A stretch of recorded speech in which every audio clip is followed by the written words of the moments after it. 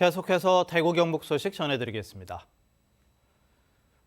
김재원 국민의힘 최고위원은 자신의 페이스북을 통해 최근 전광훈 사랑제일교회 목사를 가리켜 우파 진영을 전부 천하통일했다는 등의 발언으로 논란이 된 것에 대해 국민 여러분께 심려를 끼치고 당에 부담을 드린 점에 깊이 반성한다면서 사과의 말씀드린다고 밝혔습니다. 김 최고위원의 발언과 관련해 당 지도부에서도 비판이 쏟아지자 이를 의식한 사과로 풀이됩니다. 대구경찰청 등에 따르면 이달 초 대구에 있는 한 대학병원에서 아기를 낳은 뒤 태어난 30대 여성과 이후 아기를 데려가려던 다른 30대 여성 사이에 금전이 오간 정황이 있어 아동 매매 혐의를 적용해 입건한 것으로 알려졌습니다. 다만 아기를 데려가려던 여성의 남편 DNA와 아이의 DNA를 검사한 결과 일치하지 않아 대리모 의혹은 없는 것으로 보고 있습니다.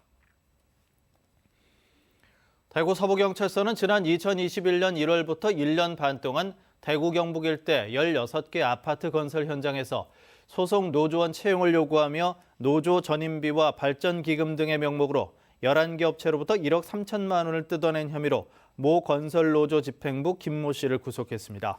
경찰은 김 씨가 집회를 벌여 공사를 방해하거나 위법 행위 등을 신고하겠다고 건설사를 협박해 돈을 빼앗아 왔다고 밝혔습니다.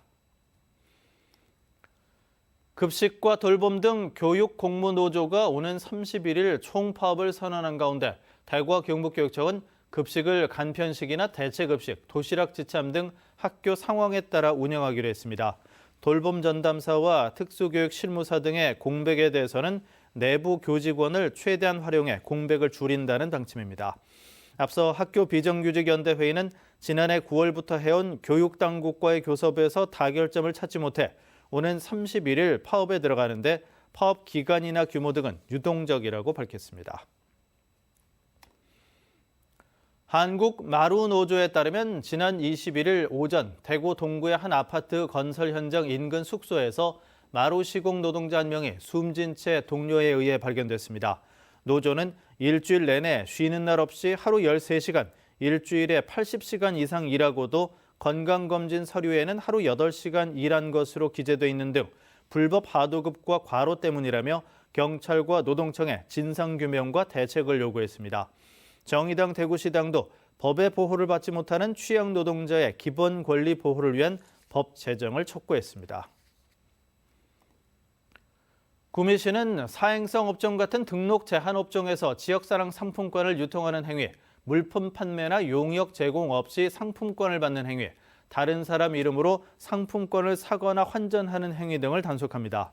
지역사랑 상품권의 부정 유통이 확인되면 시정권고나 가맹점 등록 취소, 정지, 과태료 부과, 부당이득 환수 조치 등을 할 방침입니다. 경상북도와 카카오 엔터프라이즈는 오늘 경북도청에서 업무 협약을 체결하고 경북도정 소통 플랫폼을 민관 협력 네트워크 기반 데이터 플랫폼으로 확장 구축하기로 하는 등 다양한 분야에서 협력하기로 했습니다.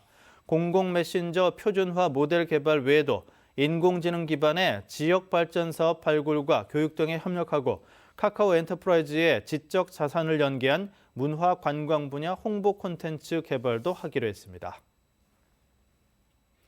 MBC 뉴스를 마칩니다. 고맙습니다.